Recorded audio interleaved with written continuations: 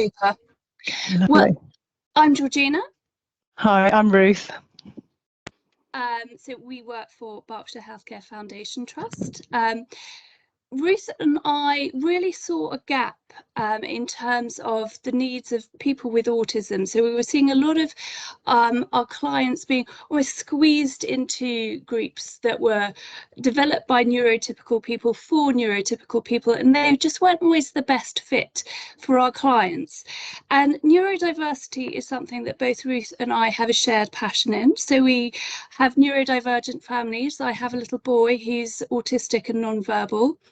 And Ruth and I, we'd certainly identify with some ADHD traits. I think it's fair to say, Ruth, I'm not misrepresenting either of us there.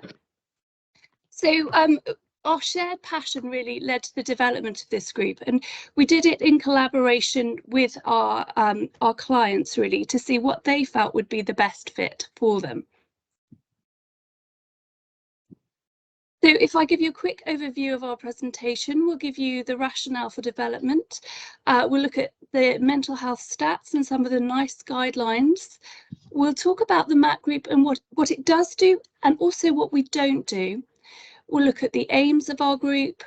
We'll whiz through the content of our group, and we'll look at some of the feedback that we've received and talk about our hopes for the future. Okay. So if we look at the rationale for developing this, I think it's important to know the context where we work is secondary care. And so the presentation is, or this presentation is based upon the population we work with.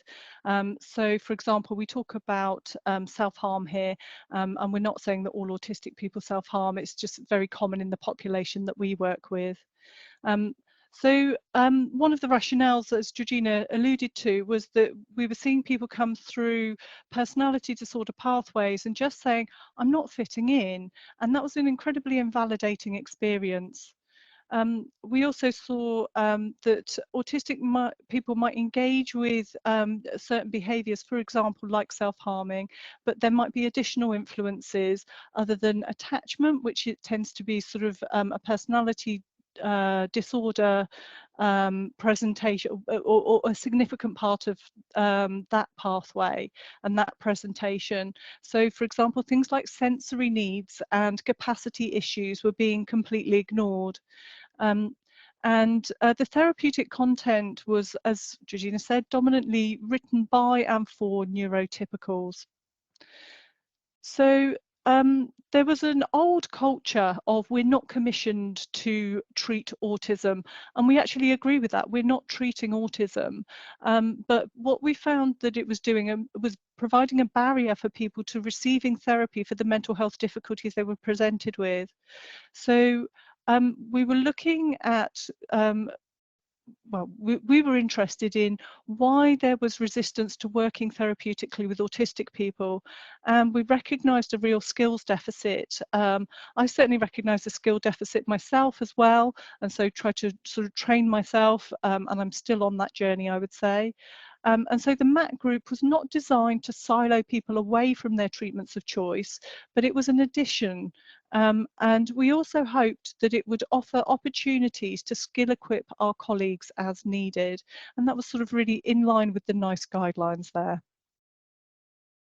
So we'll take a quick look at some of the statistics. Now, these are broad sweeping statistics, and we all know the challenges that they present. But Autistica posts that 70% of autistic people have a mental health problem. So 30% don't, but we're looking at a significant number that do.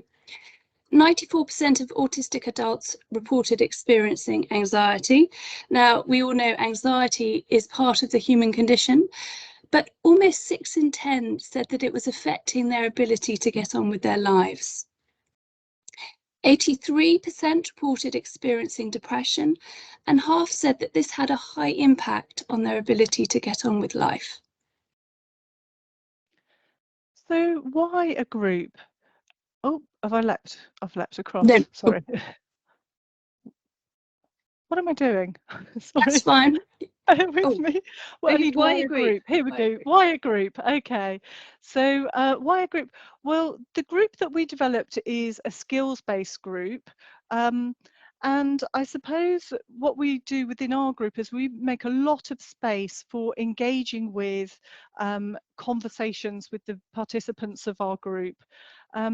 We're really interested in the shared and the unique experiences of our participants. So there's a normalizing that goes on in those conversations, and there's a connecting as well. And we really wanted to develop a sense of being part of something rather than feeling like the outsider. We found that if we had a closed group where it was autistic people only, or people with enough autistic traits to identify with that or be on a pathway for autism, we wanted a safe environment where people could be honest and where they could be seen and where they could be heard. And we wanted to offer somewhere to widen social connections as well. So I suppose really kind of, I would just want to add to that, that there's something about the group process as well, the sort of how, if you like, of being in a group where that's delivered. And I think therapeutically, I observed and our participants agreed that as well as the content that we delivered, there was something enormously therapeutic about being in that closed group. So what MHAT helps with, it helps with understanding autism and ADHD, building self-worth, emotional dysregulation, interpersonal difficulties, so that's relationships really, with ourselves and others, anxiety and depression. And then what MHAT doesn't do is it doesn't, so I suppose what we want to say is MHAT is not an instead of therapy. As I said earlier, we see it as additional to the therapies we're offering. So everybody's got the right to those treatments. But what we don't cover within the MHAT group is treating OCD. We can't work with psychosis. We're not treating personality disorders. And we don't have the capacity to work with high risk at the moment. That might be something we'll think about in the future. But also what we don't treat is autism. So if we look at NICE guidelines briefly, so the suggestion is that staff delivering interventions for coexisting mental disorders for autistic adults should have an understanding of the core features of autism and their possible impact on the treatment of coexisting mental disorders. And I think what we've seen is certainly there's been an increase in understanding and awareness of autism, but our colleagues are often reporting, actually, but I don't feel confident. I'm not sure how to adapt. So we really want to think about developing in that area. But also NICE are recommending you seek advice from autism specialism teams with your questions. And I know certainly working for the neuro service that their doors are always open for discussion, particularly for people that they've assessed, to support colleagues in that regard. Okay. So general adaptations recommended by NICE, they recommend a structured approach with a greater written and visual information. And so we had some feedback.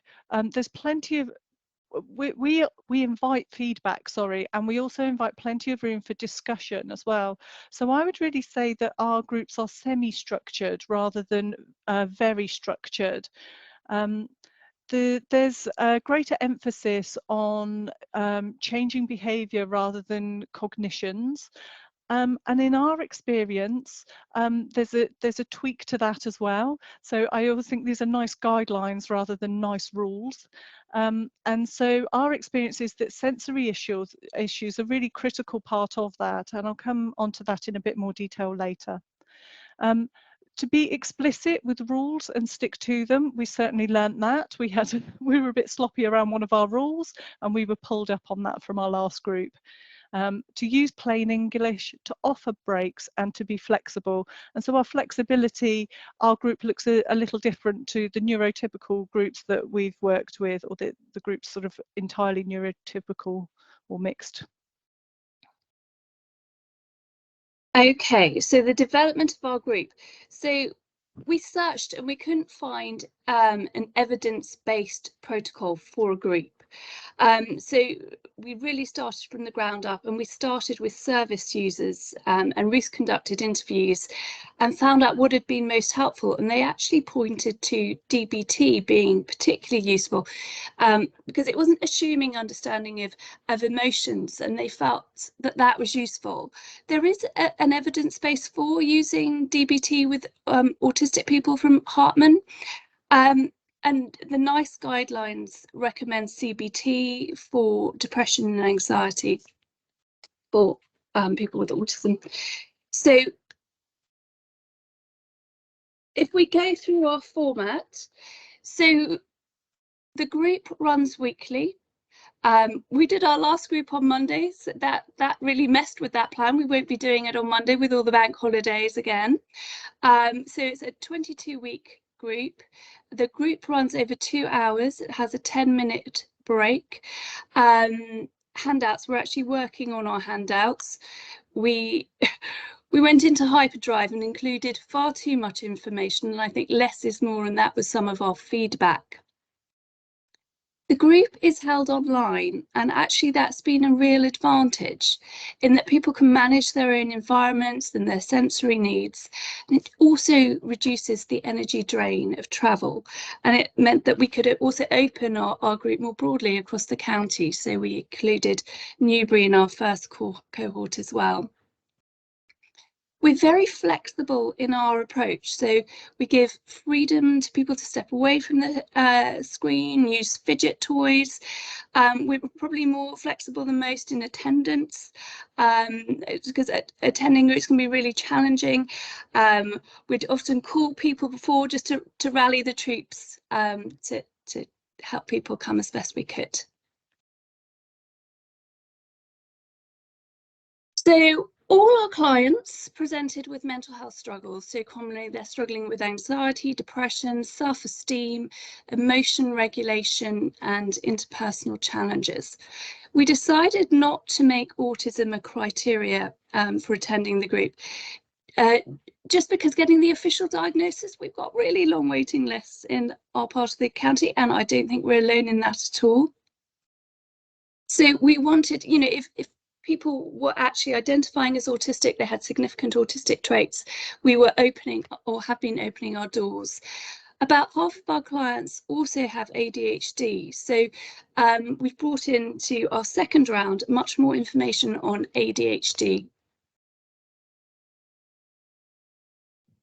So the aims of the group. Oh, sorry. Oh, I got trigger happy, sorry. To develop an understanding of autism and ADHD, to build self-awareness, self-confidence, and self-worth. We look at managing energy, because we know a lot of our clients really struggle with that. Increase awareness of strengths and struggles. Skills for identifying and regulating emotions, and that's where we're really leaning on the DBT resources. And exploring the challenges of connection across neurotypes and the impact on mental health. And we also look at developing communication skills. So this group was also developed in collaboration with our colleagues Anne Wilson and Trevor Powell from the neuro team, and that's been enormously valuable. And we would definitely describe it as work in progress, wouldn't we, Ruth, where we're really getting feedback from each cohort of clients as they come through in terms of what's been helpful and what has been less helpful. Yes, absolutely. It's evolving according to the people who are joining it, and they're sharing all their knowledge and insight from lived experience, and we hope that's making it a richer experience for everybody. So slide. So I'm going to talk through the 3 modules that we deliver. So the first one is living with neurodivergence, and that's 7 sessions. Then we do emotions and me, and that's 8 sessions. And then we move on to navigating relationships, and that's 7 sessions. And so I'm just going to share the content of that with you. So module 1, living with neurodivergence, we look in this model at focusing on developing insights into autism and ADHD. developing understanding of the strengths and the struggles associated with them. We look at theories relating to autism. We look at famous people with autism as well. We explore sensory sensitivities, what meltdowns and shutdowns might be like, and we consider coping strategies for these. We also look at energy accounting, something called Spoon's theory, and we talk about managing our resources over the day. We identify values and how they can inform our decision making. And we look at understanding states of mind. So when we're in a reasonable state of mind, a sort of thinking state, when we get into an emotional state of mind, and then what a wise mind might look like, sort of combining the two sometimes.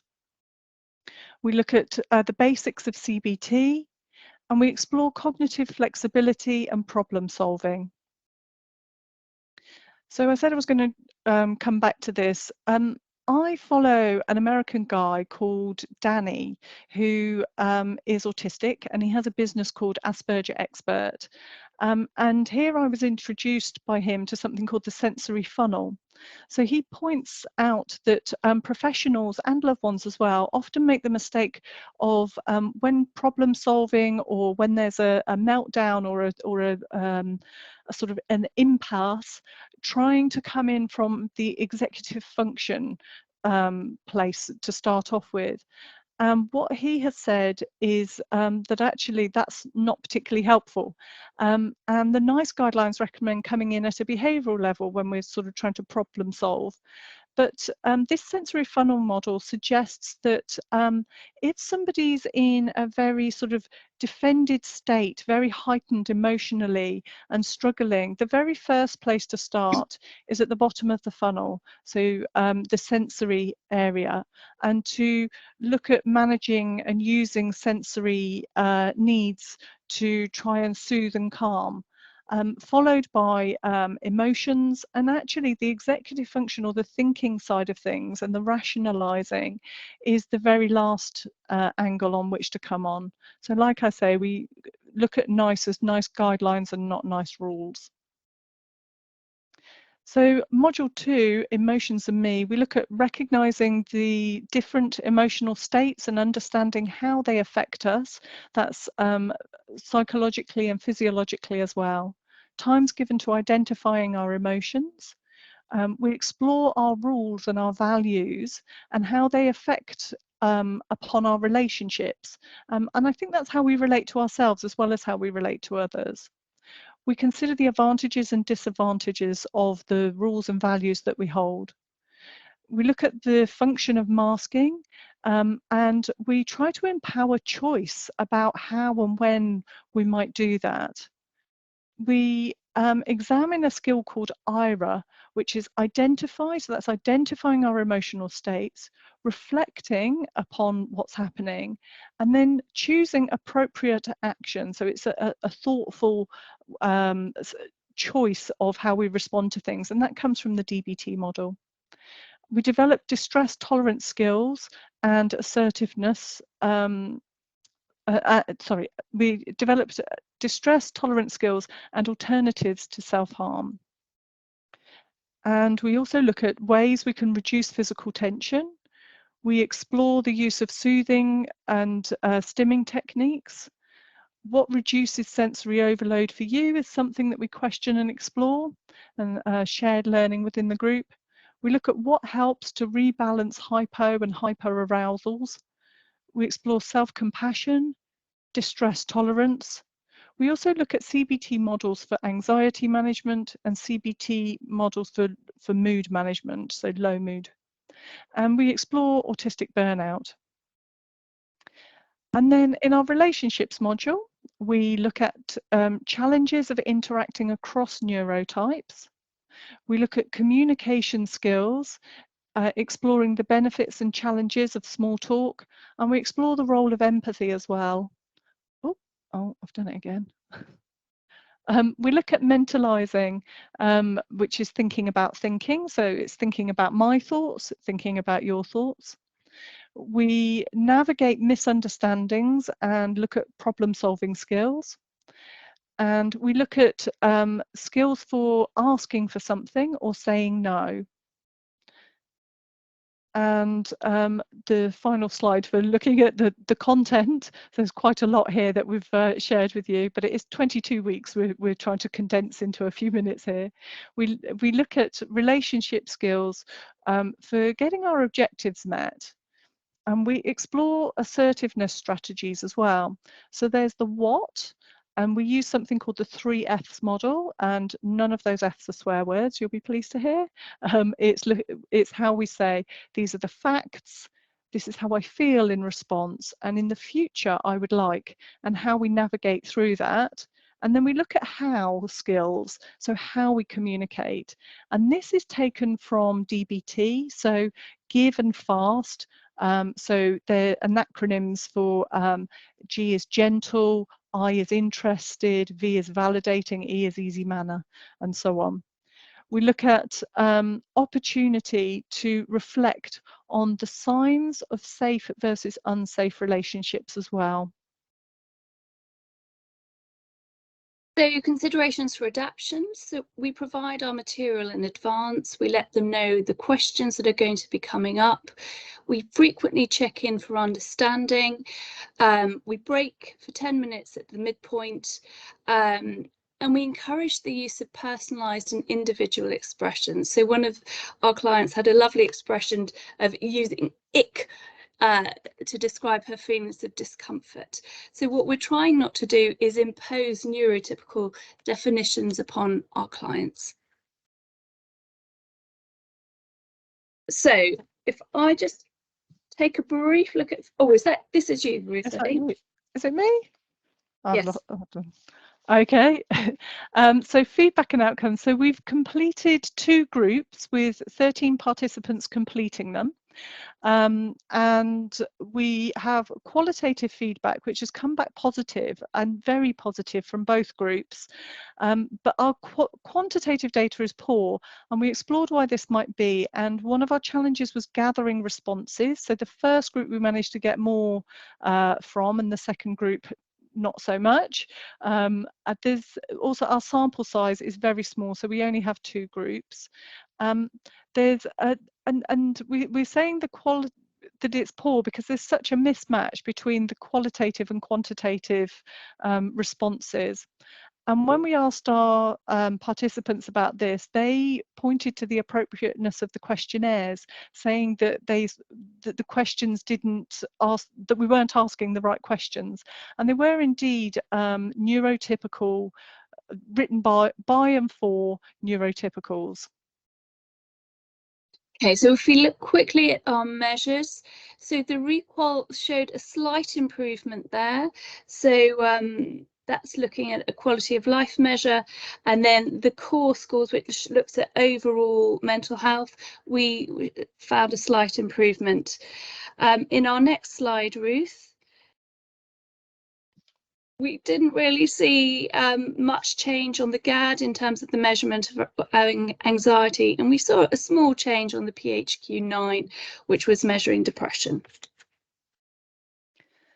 So with our qualitative feedback, these were themes that were picked out from our first cohort, and when the second cohort were interviewed, there was a very similar profile to this as well. So theme 1 was increased awareness. Sorry, I'm going to have to look on another screen because that's so tiny that I can't read it. Oh, theme 1, here we go. Increased awareness. So they reported increased understanding of autism and their own behaviours, leading to better understanding of their mental health. So one example of that is, it's been nice to be able to identify them as being like actual autistic traits, and I can almost forgive myself. I'm encouraged and also saddened about the need to forgive oneself as well. And research, so Cage et al. Found a direct link between autism acceptance and mental health difficulties, with greater personal autism acceptance predicting lower depressive symptoms. So theme 2 is self-compassion and greater self-understanding, enhanced self-compassion and well-being. An example of this, I would say, these are quotes from our participants, I would say that the knowledge that I have gained has improved my self-perception and I'm more accepting of my personality. Also, more self-compassion and better understanding of others improved relationships with the neurotypical population as well. So this quote was, "It's almost made me engage a bit more with neurotypicals. I'm also seeing the value of finding ways to engage and interact that are mutually beneficial." So Autism Spectrum Australia conducted research that identified that autistic people have lower levels of self-compassion, and this adversely affects anxiety and mood. So if we move on to theme 3, social identity, participants revealed that they formed a strong and positive social identity within the group. I'll just do the second quote because of time. So it was quite exciting. I found every time a connection to each person individually over small different things that we shared, and I found that quite helpful to relax myself. So researchers Cooper, Smith and Russell suggested that clinical approaches should aim to facilitate the development of positive autism identities to improve mental health. And then theme 4, camouflaging. So we had a couple of quotes here. "I don't feel the need to mask here." And that was music to my ears, that we were able to provide a group where people felt that in the way that I would with neurotypical people. And then, yeah, I was going to say, if it was a session which involved mixed group, that is, I think I would just eventually end up being it would end up being a course on how to mask rather than actually an exploration into autistic behaviour. And Cage and colleagues say camouflaging and masking was associated with higher levels of anxiety. And exhaustion, I'd say. Yes. So moving forward, so the participants found the group very helpful and advocated for it continuing. They say that they feel that all people would benefit from it. They made recommendations for an educational group for friends and family, and I think that actually would be helpful. They really lamented on not having a group like this when they were children. And they wish that all HCPs would have this training and level of understanding. And I would think, I speak for both of us, Ruth, where we just feel we're continually learning. And the more you know you don't know. So I certainly don't feel like an expert. So our hopes, we want to continue to develop the MHAT with our service user input. We'd like to see it rolling out across BHFT. We'd really like to publish our findings. We just need those questionnaires completed. And long term, we'd love to offer MHAT to clients with increased risk profiles, but actually that would mean increasing the support around the MHAT group. And currently that's really challenging to do in terms of staffing challenges. So I think that brings us to the end of our presentation, and half an hour. We did it, Ruth.